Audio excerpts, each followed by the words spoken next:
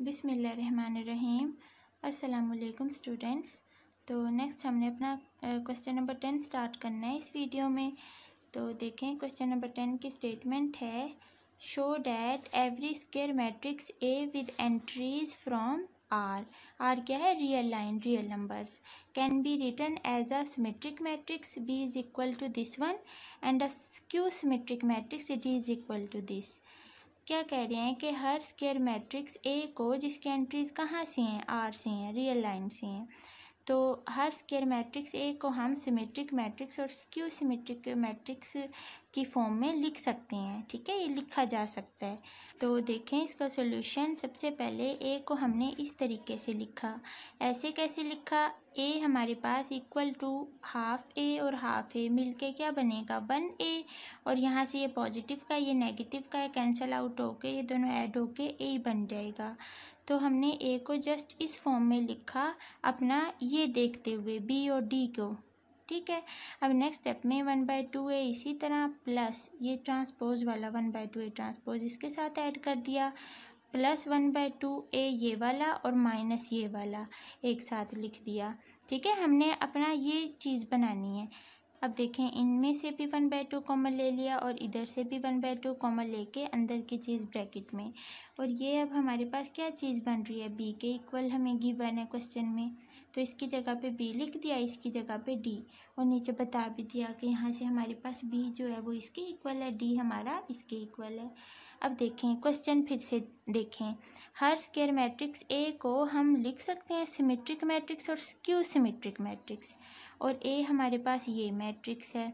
तो इसका मतलब है अब हम अगर बी और डी को इंडिविजुअली अलग-अलग अगर इसको सिमेट्रिक और इसको स्क्यू सिमेट्रिक प्रूफ कर दें, देन हम कह सकते हैं कि ए हमारे पास क्या है? ए को हम लिख सकते हैं सिमेट्रिक और स्क्यू सिमेट्रिक की फॉर्म में ना, क्योंकि इन दोनों का एडिशन ही तो ए के इक्वल है। पहले बी को देख लेते हैं, बी है ना हमारा इसके इक्वल।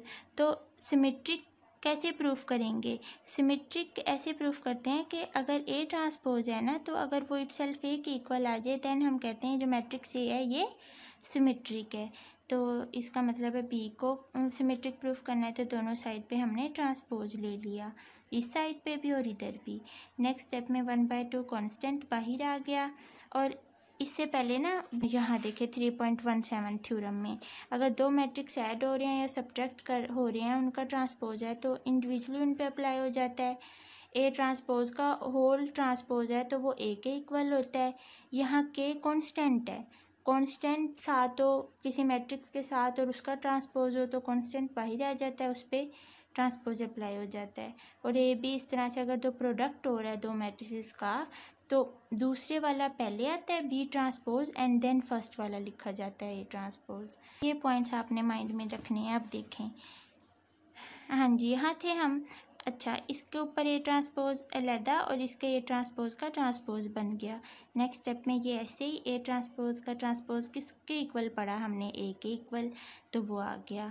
उसके बाद एडिशन हो रहे हैं तो कोई मसला नहीं, इसको पहले लिख दो इसको बाद में, तो हमने ये लिख दिया। और ये हमारे पास किस चीज़ के इक्वल है? ऊपर देखें, ये हमारे पास बी के इक्वल है। ठीक है, क्वेश्चन में भी तो हमने शो करवा दिया कि बी ट्रांसपोज बी के इक्वल है।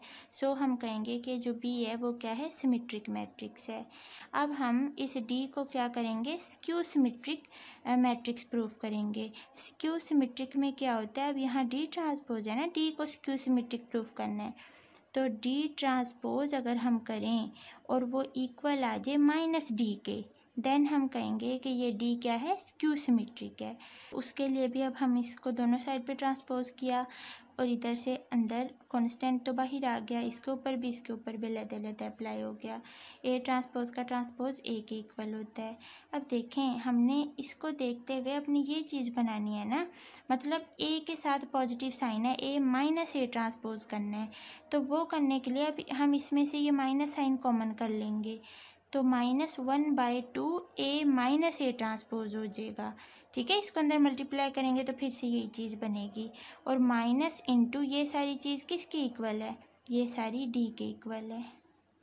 तो डी हमारा स्क्यू सिमेट्रिक प्रूफ हो गया।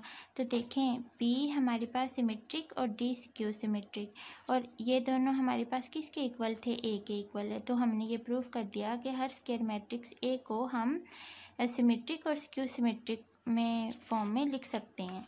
अब नेक्स्ट क्वेश्चन पे आ जाएं। क्वेश्चन 11 देखें, show that every square matrix A with entries from C. C क्या है, कॉम्प्लेक्स प्लेन है, can be written as Hermitian matrix B is equal to ये, and as a skew Hermitian matrix D is equal to this one. तो इसमें हर matrix A को हम Hermitian और skew Hermitian में हमने उसको शो करवाना है, लिख के दिखाना है। हम सबसे पहले कहेंगे कि ए क्या है, स्क्वायर मैट्रिक्स है, और ए को हम ऐसे लिख सकते हैं ए प्लस ए कॉन्जुगेट का ट्रांसपोज माइनस ए कॉन्जुगेट का ट्रांसपोज। ये पॉजिटिव का है, ये नेगेटिव का है, कैंसिल होके ए बचेगा ना, तो ए को हम ऐसे लिखा। उसके बाद ये 1a है, इसको हम हाफ़ कर देंगे, हाफ ए प्लस 1/2 ए, दोनों ऐड होके a बनता है। इसी तरह इसको भी हाफ हाफ करके लिख देंगे और इसको भी। उसके बाद देखें a इज़ इक्वल टू ये 1/2a और ये a कॉन्जुगेट का ट्रांसपोज, ये एक साथ कर लिए 1/2 इनका कॉमन लेके, प्लस उसके बाद 1/2a और ये माइनस का आपने उठाना है, ठीक है, ये ले लें या ये ले लें, तो -1/2 ए कॉन्जुगेट का ट्रांसपोज ये इसका और इसका 1/2 कॉमन करके ये लिख दिया। और यहाँ से अब एक बचा ना, ये पॉजिटिव का ए कॉन्जुगेट का ट्रांसपोज, एक ये बचा और ये इनको कैंसिल कर दें। ये जो पार्ट है ये हमारे पास बी के इक्वल है क्वेश्चन में, और ये चीज़ डी के इक्वल है। अब इसमें भी ना हमने हर्मिशियन और स्क्यू हर्मिशियन जो शो करवाना है। तो हर्मिशियन का मतलब क्या होता है, देखें बी को हर्मिशियन और डी को स्क्यू हर्मिशियन करवाना है। अगर बी है, बी का ट्रांसपोज है, अगर तो ये इक्वल आ जाए बी के, फिर हम कहते हैं ये सिमेट्रिक है। अगर इसके ऊपर मैं कॉन्जुगेट लगा दूँ ना, बी का कॉन्जुगेट और बी कॉन्जुगेट का ट्रांसपोज इक्वल टू बी आए, फिर ये हर्मिशियन कहलाता है। बस इतनी सी बात है। तो सबसे पहले हम इसका वो कॉन्जुगेट फाइंड आउट करेंगे। तो देखें 1/2 ए प्लस ए कॉन्जुगेट, ये कॉन्जुगेट का ट्रांसपोज, ठीक है। इसके ऊपर ना ओवरऑल मैंने ये कॉन्जुगेट लगा दिया। यहाँ से B conjugate is equal to 1/2 constant है, वो बाहर ए के ऊपर कॉन्जुगेट लगा आ जाएगा प्लस, और यहाँ से ए कॉन्जुगेट एक इसका और एक ऊपर वाला ये, और इनका जो है ना वो ट्रांसपोज। उसके बाद नेक्स्ट स्टेप में 1/2 ये ए कॉन्जुगेट ऐसे ही रहेगा ये वाला, और प्लस ए कॉन्जुगेट का मतलब ए के ऊपर डबल कॉन्जुगेट हो ना, तो वो ए के इक्वल होता है। तो ए का हमारे पास आ जाएगा ए ट्रांसपोज। अब हमने कॉन्जुगेट फाइंड आउट कर लिया, इसका ट्रांसपोज अभी बाकी है।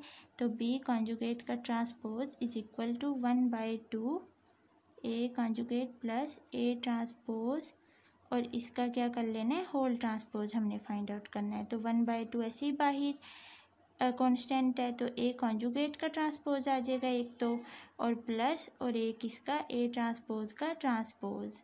इससे आपने परेशान नहीं होना, टी छोटा लिख लें बड़ा लिख लें एक ही बात है। अब ए कॉन्जुगेट का जो ट्रांसपोज होता है 1/2 कांस्टेंट, इसी तरह ए कॉन्जुगेट का ट्रांसपोज प्लस और ए ट्रांसपोज का ट्रांसपोज ए होता है, तो वो लिख दिया।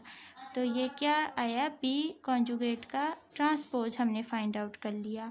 अब ये ऐड हो रही है ना, तो इसको पहले लिख लो, इसको बाद में लिख लो, और ये सारी चीज़ किसके इक्वल है, बी के इक्वल है। तो यहाँ आप बी लिख देंगे, B is equal to B conjugate का ट्रांसपोज। तो वो हमारा ये हर्मिशियन प्रूफ हो गया। आप एंड पे एक लाइन लिख देंगे।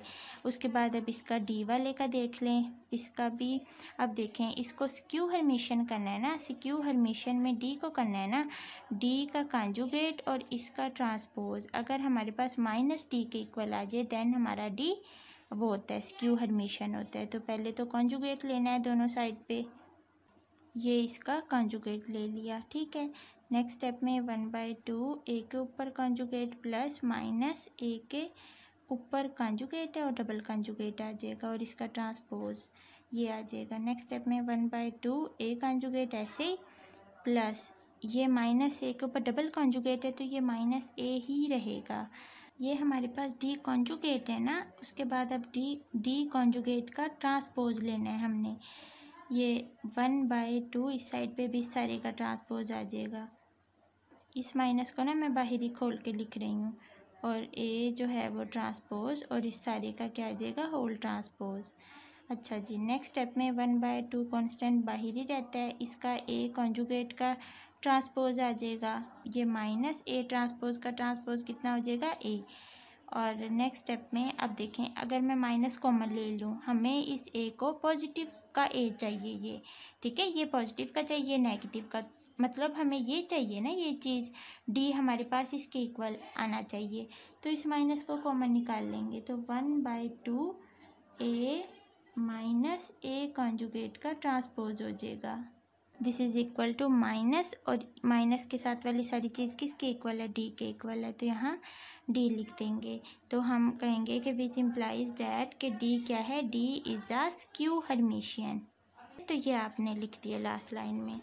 नेक्स्ट आ जाए, क्वेश्चन नंबर 12 है, if A and B are symmetric matrices then proof ये करना है कि ए बी क्या है, सिमेट्रिक हैं। If and only if A and B commute. अब इस क्वेश्चन को ना गौर करें इस पे, ये तो उन्होंने हमें जनरल कहा है कि ए और बी क्या है, सिमेट्रिक मैट्रिसेस हैं। प्रूव डैट, हम इस इधर से आगे देखें, प्रूव हमने करना है कि ए बी सिमेट्रिक है। इफ़ एंड ओनली इफ़ की कंडीशन है कब, अगर ए और बी कम्यूट करें। कम्यूट का मतलब आप जानते हो ना, कम्यूटेटिव प्रॉपर्टी होल्ड करे। इन जनरल तो मैट्रिसेस में वो होल्ड नहीं करती, लेकिन इसमें ए और बी कम्यूट कर रहे हैं, इट्स मीन हमने ये शो करवाना है कि ए बी इक्वल है बी ए के। तो फिर देखते हैं इस क्वेश्चन को, ए और बी क्या है, सिमेट्रिक मैट्रिक्स हैं। सिमेट्रिक मैट्रिक्स का मतलब ये होता है कि ए का ट्रांसपोज करें तो वो ए के इक्वल आए, बी का ट्रांसपोज करें तो वो बी के इक्वल आए। इनको ना आप इक्वेशन 1 2 का नाम दे दें इधर से। अब यहाँ हमारे पास इफ़ एंड ओनली इफ़ की कंडीशन है, इट्स मीन हम पहले इसको लेट करेंगे और ये चीज़ प्रूफ करेंगे कि ए बी कम्यूट कर रहे हैं, फिर हम ए बी कम्यूट कर रहे हैं ये चीज़ सपोज करेंगे, और इस चीज़ को प्रूफ करेंगे कि ए बी इज़ सिमेट्रिक कैसे हैं। तो फिर यहाँ सबसे पहले हम लेट कर लेते हैं, इसका कन्वर्स पार्ट भी करना है ना इफ़ एंड ओनली इफ़ की वजह से, कि ए बी इज़ सिमेट्रिक। अगर ए बी सिमेट्रिक हैं तो इसका क्या मतलब है कि ए बी का ट्रांसपोज हम करें तो वो किसके इक्वल आए, ए बी के इक्वल आए।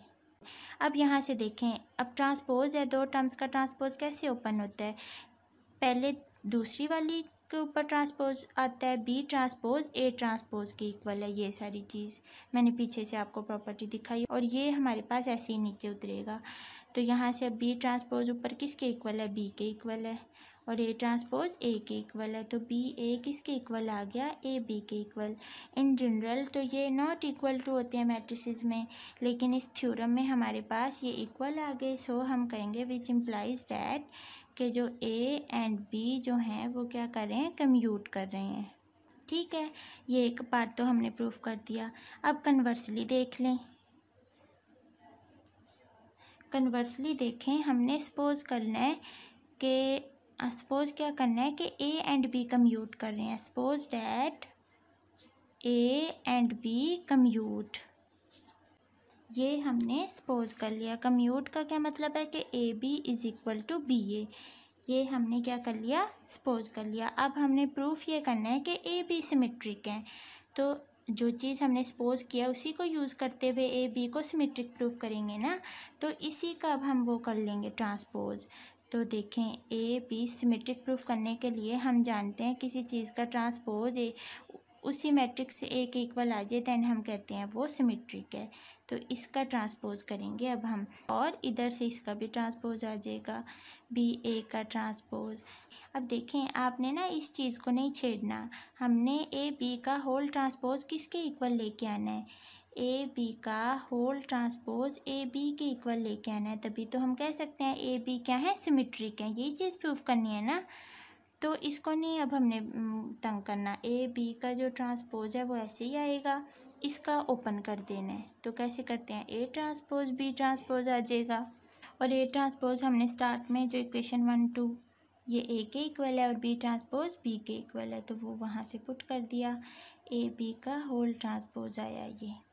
तो हमने प्रूफ कर दिया, तो इट्स मीन ए बी क्या है, सिमेट्रिक है। सिमेट्रिक की कंडीशन तो यही होती है, तो this implies that A B is symmetric. ठीक है, तो ये हमारा सिमेट्रिक प्रूफ हो गया। Next question number 13। चलें, क्वेश्चन नंबर 13 से ऑनवर्ड हम नेक्स्ट वीडियो में कर लेंगे। तो मिलते हैं नेक्स्ट वीडियो में। अपना ढेर सारा ख्याल रखिए, दुआओं में ज़रूर याद रखिएगा। अल्लाह हाफिज़।